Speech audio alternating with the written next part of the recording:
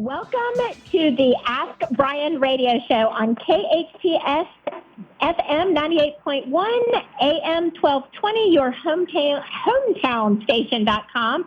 Jen, whew, that was a mouthful, but I am so happy to be here today. You did it. You nailed it. Perfect. I nailed it. And of course, I am without my co-host today, but Jen, rarely do I ever get quote unquote one up on Peter because, he's always one step ahead, so he thinks. But today he's on vacation in Hawaii, and I hate it because he's so excited about who our guest is today that he is even going to try to call in from his vacation. He's so excited about our guest, which wow. I will let everyone meet in just a moment. But first, Jen, you and I get the illustrious opportunity to talk about the E's. Sure, let's do it. I should have these written down, so I'm going to kind of wing it with you. Well, that's okay. You don't really have to wing it because I've done it so many times that I know it. So we're obviously going to start with the most important E, which is our engineer. Oh, thank you. I know you probably feel a little humble doing your own yay. I mean, it is kind of weird. Yeah, it's a little strange. That's okay.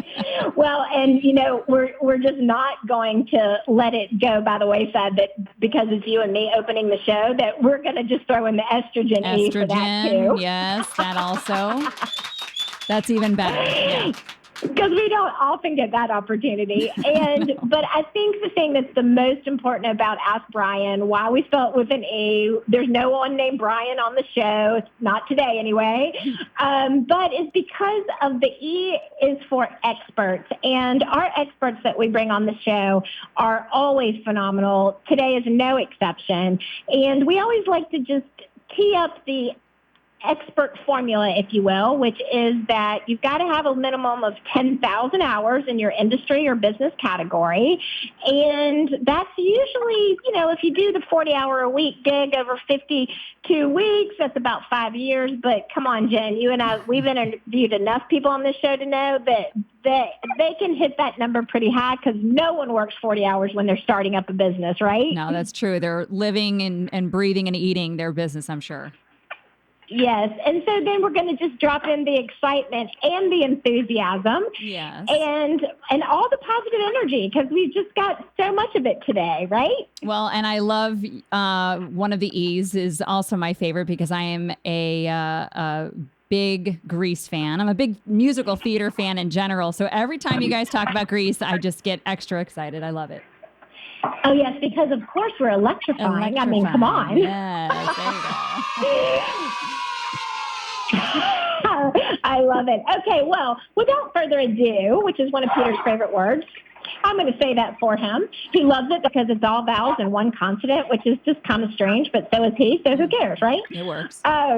All right. So we are going to bring on our guest today. Our guest is Barry Meisel, and he is the President and Chief Operating Officer of MeiGray Group, which is your home for game-worn jerseys. And we're going to learn so much fun stuff today. I had not even know what a huge market it was for this until I met Barry. So, Barry, welcome to the Ask Brien show. Thank you, Tracy. I'm actually glad Peter's not here because when you told me about this show, I first thing I think of is I've got to remember everybody's name, and there's no Brien, you're Tracy, and there's a Peter. So I'm glad I'm just talking to you because you and I have known each other, and I'm glad to be here. I know, and what's so fun, everybody, is normally I don't get the opportunity to actually say that I've met our guest in person, but just a couple of weeks ago, I had the most fantastic opportunity to be in New York, which is one of my all-time favorite cities, and that's where you're from, right, Barry? Absolutely, that's right. Born and raised. And our audience knows that I own a company called Producer Podcast. And just to let our listeners know how we connected, so Producer Podcast is the proud production partner of a podcast called the NHL Wraparound. And the hosts, Neil Smith and Vic Morin, are fantastic, essential historians and enthusiasts for hockey. But you and Neil Smith go way back, right? Way back. God, you talk about the 10,000 hours. I thought you told me it's 10,000 hours a year. That's what I've been doing. You know what? We're probably going to borrow that line and use it in the next episode, but you're absolutely right. It feels so that Neil way and for sure. I think Neil and I have been going around for about 10 million hours. Yeah. Neil and I both grew up on opposite ends of the hockey spectrum as kids. He was drafted at age 20. I got into the business as a sports writer at age 20. We met each other along the way, him as a scout, me as a writer, trying to work my way up. I worked my way up to the New York Daily News, where I covered the New York Rangers. When he became general manager of the New York Rangers, we had become friends years earlier. Like I said, working our way up. And as luck would have it, we were together in New York. We forged a business relationship where business has to, because I'm covering the team he's running. Business came first, second, third, and fourth, but we remained friends. And then over the years, we've gotten friendlier and friendlier. And now here we are. Oh, my God, it's like 30-something years later. Well, I think I actually went up the opinion ladder in Peter's mind, even though Peter and I have been doing the show together for like 5 years. I think like all of a sudden my reputation went up because he's such a huge fan of the Rangers and the Islanders and the hockey and Neil Smith. And so he's really missing out today. So we'll just have to continue to make him jealous with your stories. Well, then he better call in. Yeah, right? So tell us a little bit about, so you were, obviously you have a really strong background in sports journalism, and you wrote a book, right, about the Rangers series?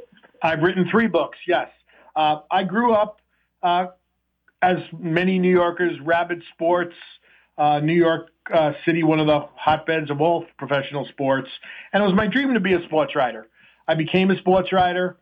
I was a sports writer for approximately 20 years, but I was also a collector of sports memorabilia, primarily game-worn jerseys, which was a niche collector aspect of a very big hobby that very few people did back in the 80s and 90s. It became a labor of love. It became a real passion. And as a sports writer, as I was developing contacts in the sports world, I realized there was an opportunity to build a new business. As luck would have it, my kids were 4 and 6. My 20 years at the Daily News had afforded me a little opportunity and a little safety to try something new. I found a partner. I'm the Mai in MeiGray. He's the Gray in MeiGray. And Bob Gray and I decided to start a game-worn jersey company. And because I was in the sports business and knew people like Neil Smith and Lou Lamoriello, who was president of the New Jersey Devils, and John Mara, who was president of the New York Giants, I'd also covered football and covered the New York Giants besides the New York Rangers and the New Jersey Devils. I decided to build a new business. MeiGray was an idea of mine in 1997. I had no idea that I'd be on podcasts 27 years later talking about something that's a major industry now, the marketing, sale, collecting of game-worn jerseys, literally the uniforms that come off the players' backs. MeiGray is the number one authenticator in the world for game-worn jerseys. We partner with players and leagues and teams, and if you go to any major auction, if an item is authenticated by MeiGray, you know it's real, and it goes for far greater sums of money. We're the insurance policy for collectors who want to know that game-worn jerseys are actually literally the garment coming off the player's back. So I parlayed my hockey love as a sports writer into transitioning to private business, and it's exceeded my wildest dreams. I mean, honestly, like that is just like the entrepreneurial dream come true, to be able to take something that you love so passionately and be able to make a living off of it. I mean, I feel like I'm blessed to be one of those few people because I absolutely, literally love everything. I mean, you can't love everything about your business every day, of course, because it is, I'm not a unicorn or people might say that I look through rose-colored lenses, but I am a realist when it comes to being an entrepreneur. But fundamentally, to be able to wake up every day and create a business and develop and grow a business in an industry or a category that you love so much, I mean, that has to be so special for you, right? Of course. Anybody will tell you. It's like if you look behind the curtain, you see the highs and lows of any aspect of life and the aspect of any business. But you're right. This was an industry that needed a business like mine. Nobody had ever done it. And I think we all have that dream that, I wish once the light bulb would go off over my head and come up with an idea that clicks. I am fortunate, and I don't forget any day of the year, any year of my life that when the light bulb went off, I went for it. And so far it's been successful, and I'm knocking on wood because I never believe tomorrow is guaranteed. But in a business where authentication is everything, I'm determined to make sure that what we do is real and helps the hobby and is an asset to, in this case, the sports collecting community. Well, and I'd love to just take a moment to, celebrate that you went from one essentially like professional expertise in journalism and sports writing and being involved in that media side of the business, and then actually starting a business, although in the same category, 180-degree difference type of business. And it sounds like this was your first, like this is your first and it has been your only and truly and obviously very successful business. What were some of the things that, did you feel intimidated by it? Was it just a heck yes, we're just going to do this and figure it out? Like, what were those first 1 to 3 years like for you? Well, that's funny you should mention that, because I think as I look back, sometimes, and I've said this to my kids, sometimes it's better not to know the potholes and the pitfalls because it might detour you or prevent you from chasing the dream or the idea. I had some idea of what the potholes were going to be, but to answer your question directly, the first 3 years were tough but exciting because I was talking to people, both collectors on the buy side, people who wanted what we were trying to offer, and on the sell side, the teams that didn't really understand that this market, this niche hobby was existing. And I had the rare opportunity to be talking to eager people on both sides. The teams were telling me, wow, you can make money off this? This really is a thing?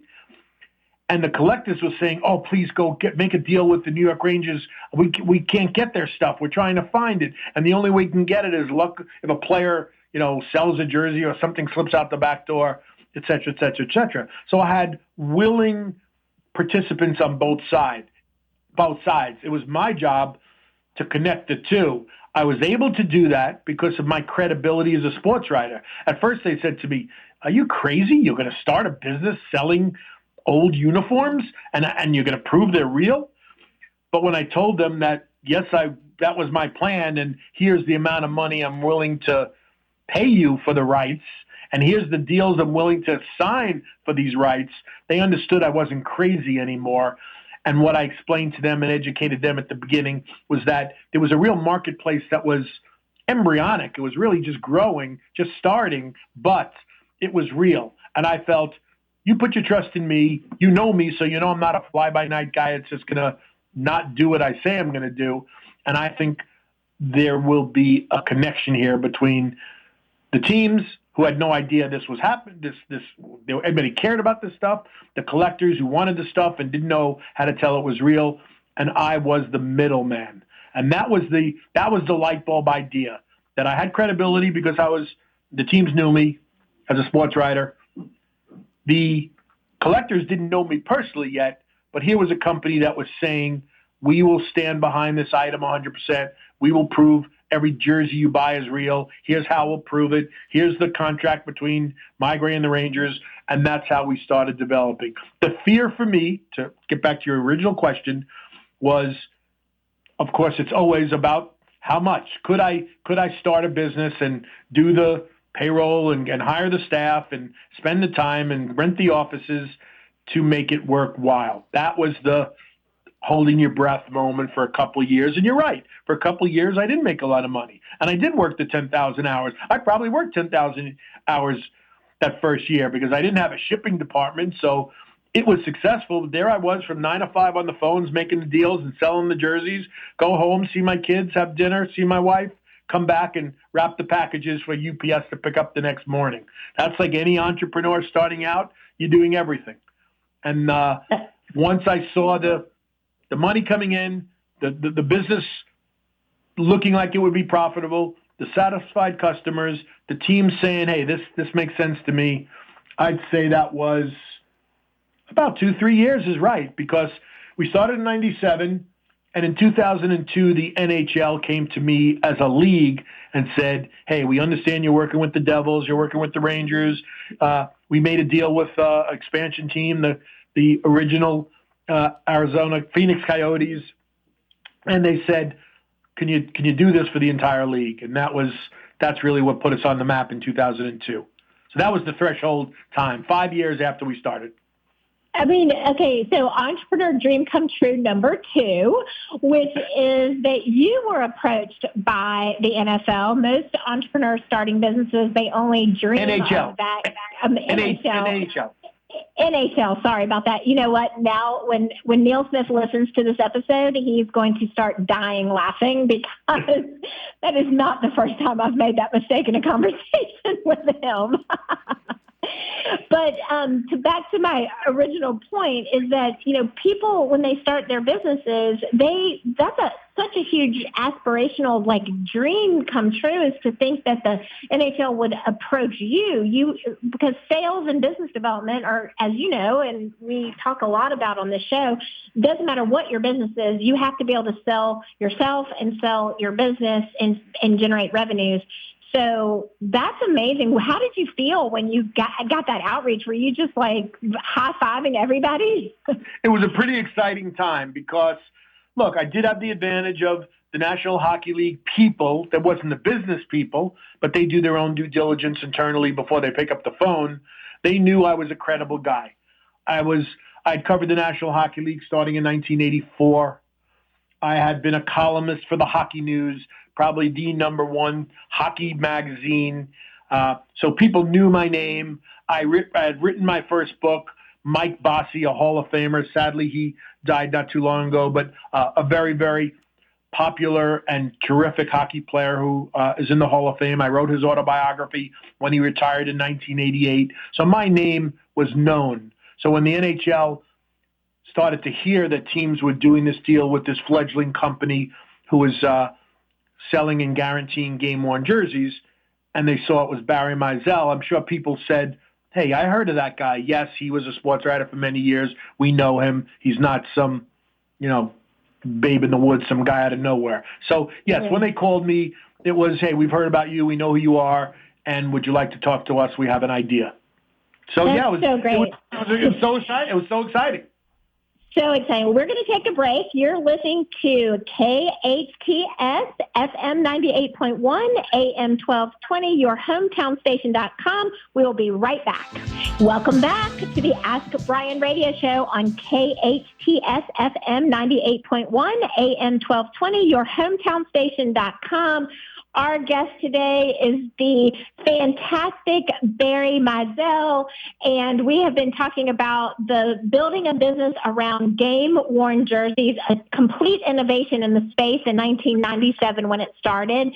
And Barry, one of the things that I want to ask you, because I know a lot of our listeners are wondering about this, the technology that was available to you in 97 versus what's available now in 2024.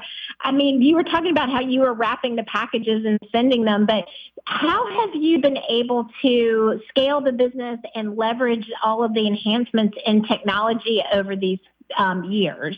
Well, certainly the technological advancements have been a boon, but it really comes down to, in this niche industry, proving a player wore a jersey is really a lot of meat and potatoes, nuts and bolts.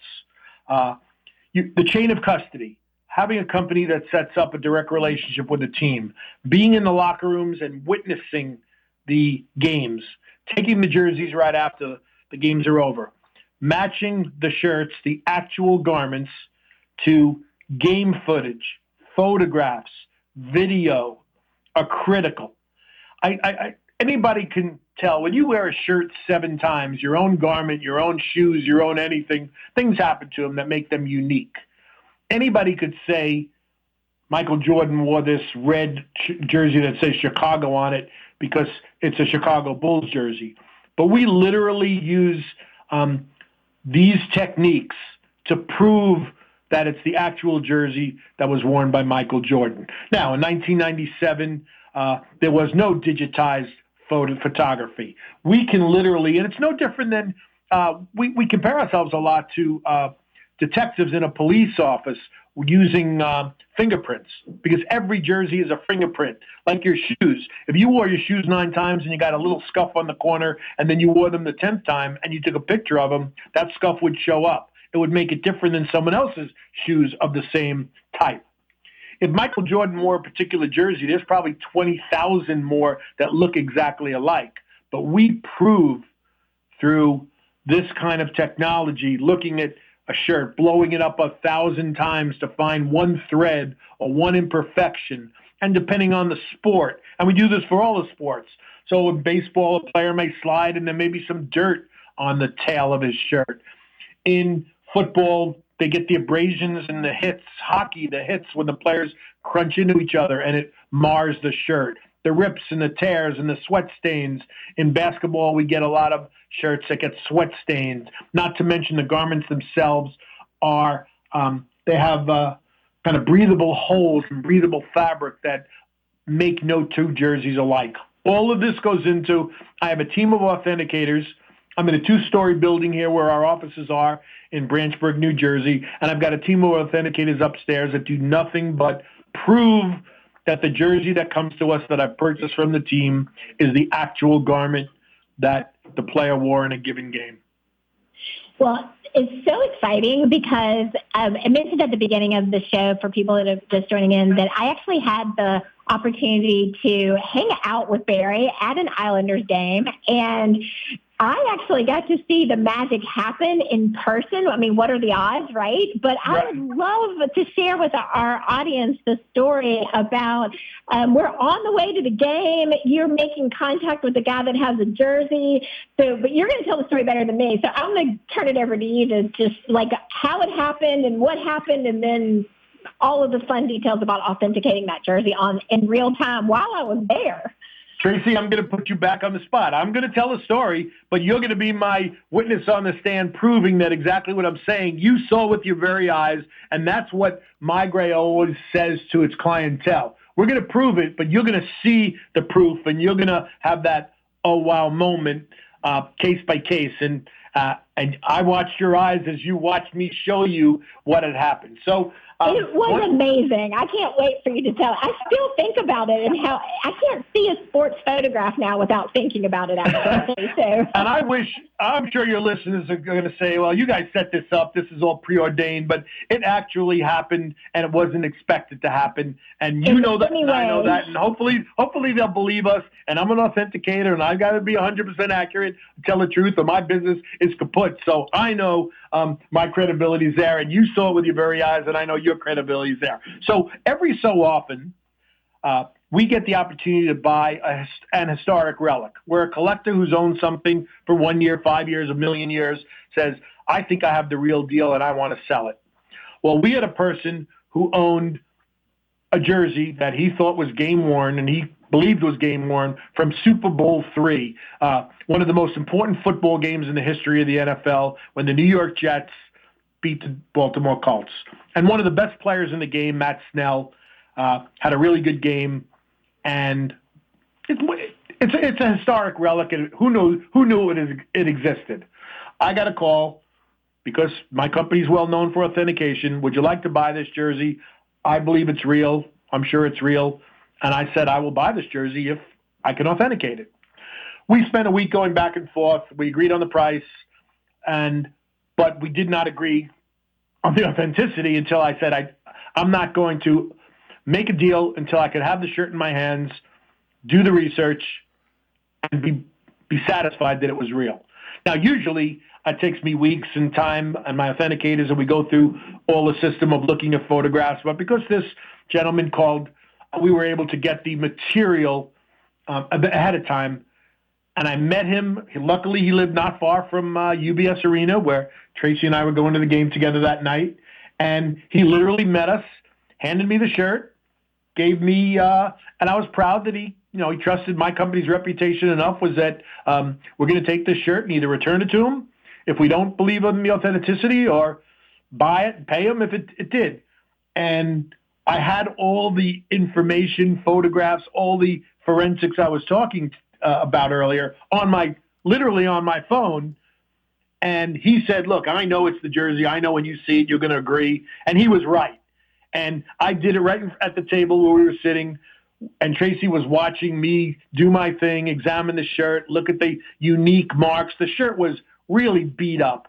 Football jerseys from the 1960s were not used for 1 minute. They were used over and over and over again. And this shirt, it looked like it went through the war. And there was a picture of Matt Snell during this famous game. And there were a couple of repairs, really unique sew marks that you couldn't duplicate, coupled with the wear and tear of the shirt. And boom, there it was. And we all were just like, our mouths were open as we said, that is exactly the shirt that's in your hands, with a picture from 1969. That was. It was right? More exciting than the game. It was more exciting than the game that night, right? Like we were all Vic Morin, Neil Smith hosted an NHL wraparound. You, me, we're like hovering around this jersey, and you show us the picture of those stitches, and then you show me the actual jersey. You're holding it in your hand, and those stitches, the exact pattern and the grid of those stitches, the repair stitches are right there. Oh, it was so exciting. Okay, we have to take a break to talk about our sponsor, but whoo, boy, that was so fun. Okay, Jen, tell us about Legal Steps, because if it wasn't for Legal Steps, none of us would even be able to have this much fun right now. That's very true. We want to say thank you to Legal Steps for their sponsorship. That's Legal Steps with a Z, LegalStepz.com. And one of the great things I think about Legal Steps is the affordability. I'm certain that it can be a little daunting if you're thinking, okay, I want to start my own business, but I don't have all this extra money. I'm not made of cash. I'm trying to maintain my household. I've got kids. I've got a dog. I've got a spouse. You've got enough monetary requirements that are kind of pulling you in many directions. So it's really affordable. Classes are less than $150. So worst case scenario, you're stuck and you're thinking, there's no way I can afford this. If you can manage $150, you can take this course. They will help you form a trademark, LLC, an S corporation. The other great thing about LegalSteps.com is that all courses are reviewed by an attorney. So you're not just kind of out there on your own researching something randomly. You've got somebody who's really holding your hand, somebody with 30 years or more experience and knowledge. And if you can't form a business after taking the courses, they're just going to do it for you. So they're really going to hold your hand, and it makes it really easy. It takes out any of that extra stress. It just allows you to be able to take the course and do the work necessary. These online courses are amazing. You can work at your own pace. Again, of course, everybody's busy and have your other obligations that you have. You can work at your own pace. You don't have to be somewhere at a specific time. You will see Peter on the screen. He kind of screen shares with you. So you can pause it. You can stop it, rewind it. If you didn't catch what he said, the dog starts barking, you can go back and repeat that. All in all, it took me just under 2 hours to take the course, and it was really very easy. There's a downloadable workbook. You can take notes on that and follow along the courses as well. So go to LegalSteps.com. Again, that's LegalStepz.com. Yeah, I know for myself when I got incorporated and, whether it should be an LLC, whether it should be an S Corp, tax elections, it depends on the state. There's just so many questions. So it's just amazing to have a resource like that for sure. It makes it so easy. So easy. Okay, so Barry, authentication is not easy. I saw that firsthand for myself. And just such an exciting story. And but I want to go back to more of the entrepreneurial learning curve lessons, if you will. One of the things you mentioned when you were introducing yourself and how you started the business is that you started with a partner. And a lot of times having a business partner can be more challenging than having a wife or a husband. So I'd love for you to share just some of your learning curve opportunities and growth opportunities and how you navigate having a business partnership successfully for this amount of years. I would say our partnership is very unique. I don't know, I don't have a business background. My background was, as I've said, in sports journalism, but I knew enough to know that many businesses fail because of that lack of synergy. Once again, I got real lucky. When I had this idea, I was a person with great contacts, great idea, no money. I met Bob Gray, and I'll tell you in a second how I did. He was a guy with great idea, no contacts, a lot of money. What happened was, as this idea started percolating in my head, I used to take my son to the local sports memorabilia shop. And the guy was a very friendly neighborhood guy.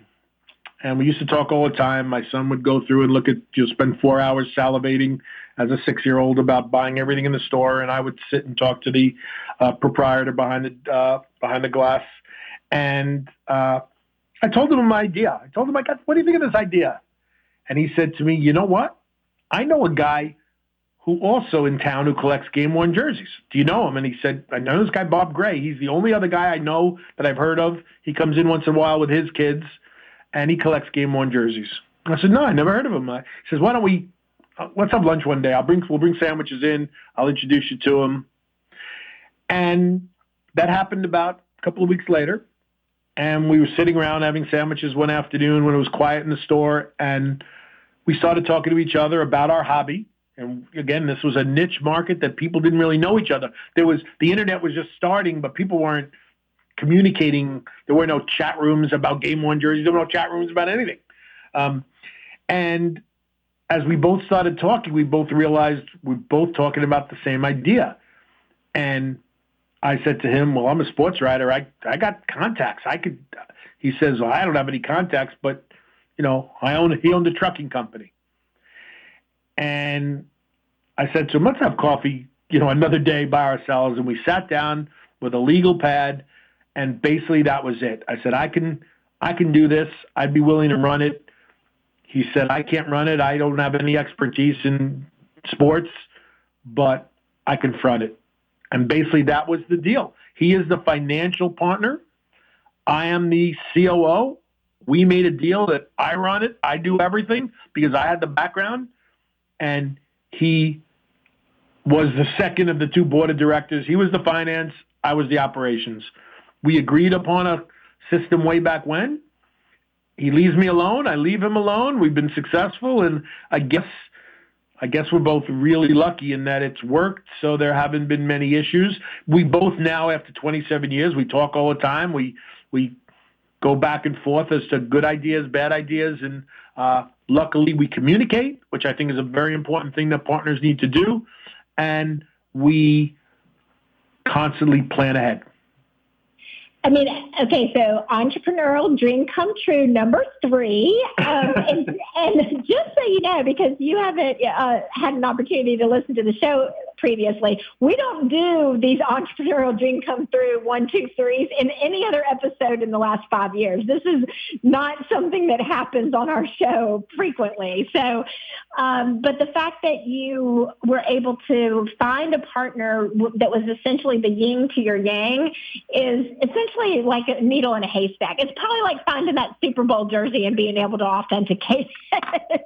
And Bob and I recognize that, and we talk about it sometimes, that it was fortuitous, it was lucky, but not the but. And because it was this niche market, which everything was so new, I guess it's like if we lived in the 1860s and one guy had a shovel and one guy had a map to where the gold was back when the 49ers were mining gold a century and a half ago, you'd say, oh, wow, we were really lucky because it was there for uncharted territory, and I'm very fortunate and very thankful that we were two of the people that led the way to this new world of sports memorabilia 27 years ago. We're going to take a break. That's such a perfect place to take a break. You are listening to KHTS FM 98.1 FM, AM 1220, your hometown station.com. Welcome back to the Ask Brien radio show on KHTS FM 98.1, AM 1220, your hometown station.com. Barry, you have been just so fun. I mean, not that I'm surprised because you were so fun hanging out in person, but you've been so fun on the show. I know without a shadow of a doubt, people are going to want to continue this conversation with you. What is the best way if someone wanted to reach out and if they wanted to reach out and get a game-worn jersey, first of all, but also just to connect with you, what is the best way for them to do that? Well, the website, the company is MeiGray.com. That's M as in Mary, MEIGRAY.com. And we run MeiGrayAuctions.com. Sales at MeiGray.com will get you an email direct to me. Happy. I love to talk to people, love to communicate with people.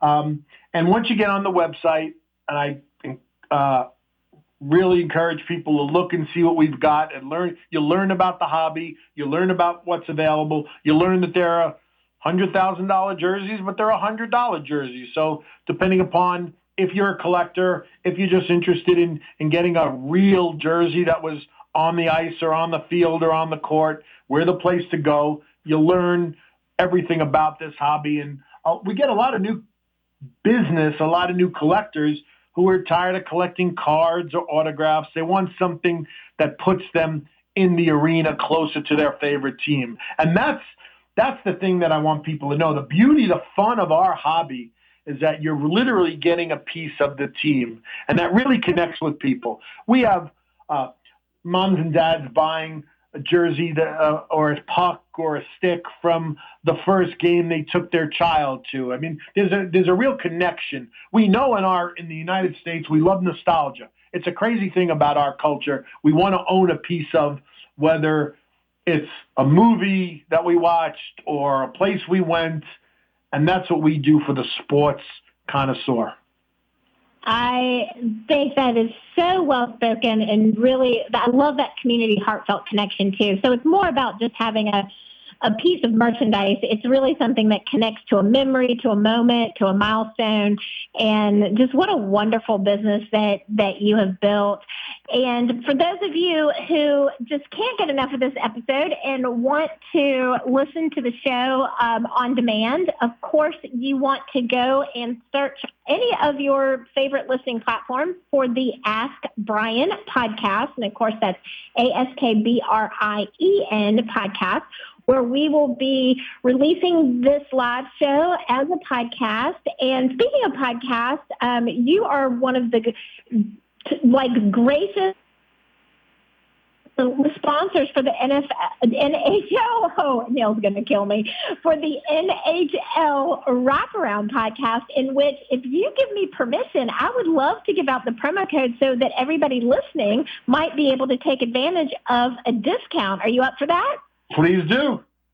Okay, so if you guys are ready to go to MeiGray.com it's just one of these game-worn jerseys, you can get 10% off by putting in the promo code WRAP10, and it's case sensitive, so that's WRAP10, 10, and you can get 10% off. And tune into the NHL Wraparound podcast because you might just get to hear Barry as a guest host on that show too. Yay! I think that's true, and all you got to do is tell me when you need me. All right. Well, we will look forward to that. We will look forward to having you back because I know Peter, who had to miss out because how sad he's in Hawaii. But I have a feeling he's going to want to have you back on to continue this conversation. But thank you so much, Barry. You have been an amazing guest, and we really appreciate you. My pleasure. Tell Peter I'll be happy to come back if he'll have me. Okay. All right. Well, you've been listening to the Ask Brien radio show, KHTS FM 98.1, AM 1220, your hometown station.com, as Peter says, over and out.